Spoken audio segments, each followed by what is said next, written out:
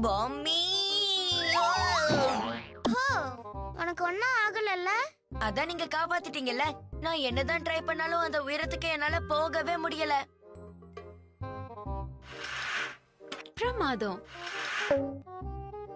அடேங்கப்பா, அது உண்மையாவே பாக்கிறதுக்கு அழகா இருக்கு டாக்கோ.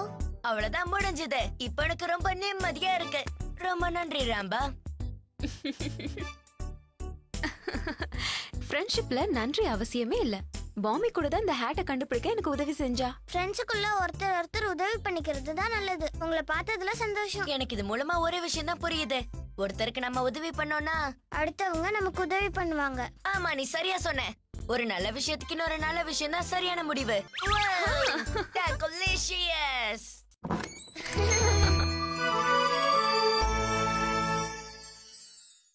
பாம்மி